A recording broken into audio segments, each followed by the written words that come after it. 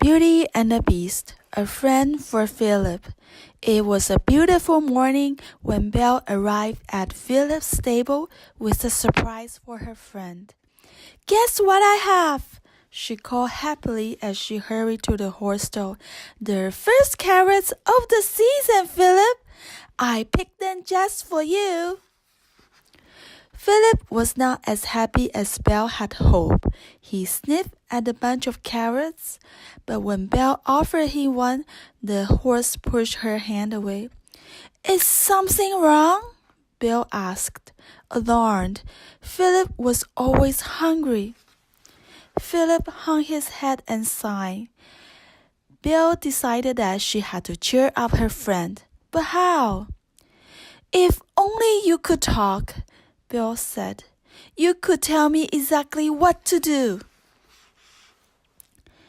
Later that morning, Belle hurried to the castle library. She gathered all the books about horses she could find and began to read. Sacre-bleu! Cried Lumiere when he, Cotsworth, and Chip saw all the books. What are you doing, princess? I want to cheer up Philip, Belle explained. I hope these books would help me figure out what's wrong, but I'm not having much luck. You should brighten his stall, Lumiere suggests. It's important to have the right atmosphere, you know. I believe that music is the key to happiness, Cotsworth said. It always made me smile when I was an enchanted clock. Or how about bubble baths? Chip chimed in. That used to cheer me up.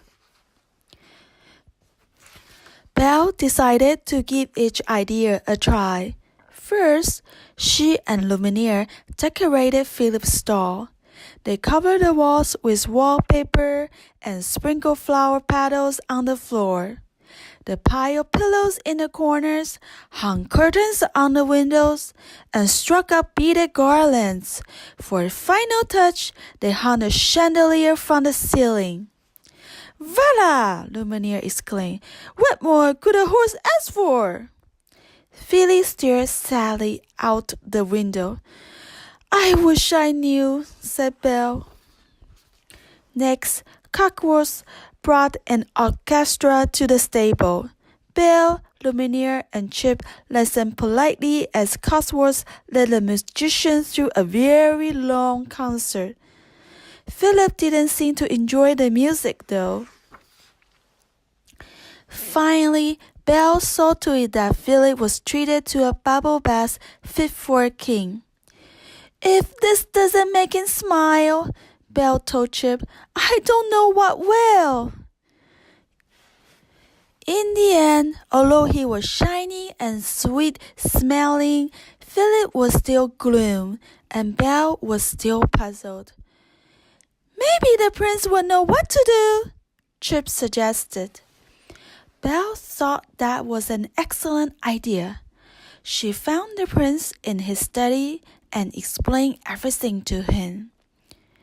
I wish I knew what Philip needed, she cried. Do you have any suggestions? The prince thought for a moment.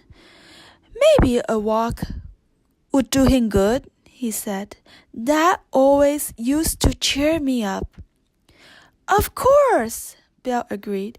That's a wonderful idea. Bright and early the next morning, Belle changed into her riding clothes and fetched Philip.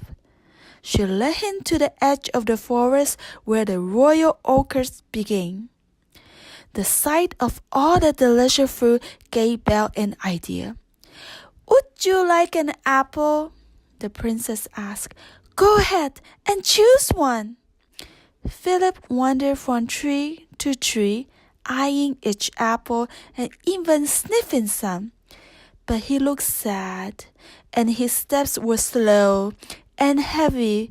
It was clear his heart wasn't in it. They continued until they reached a meadow. All of a sudden, Philip's ears pricked up, and his head snapped to attention. Then he charged off like a racehorse.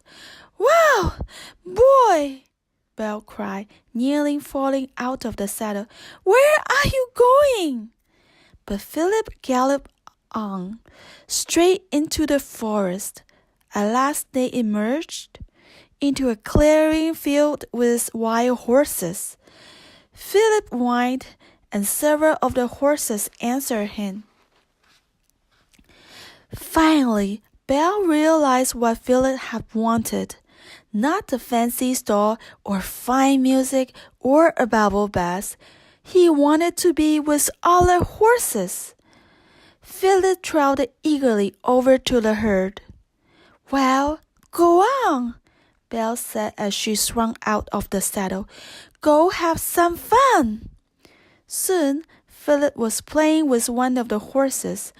The two horses chased each other around the clearing and found a patch of the delicious grass.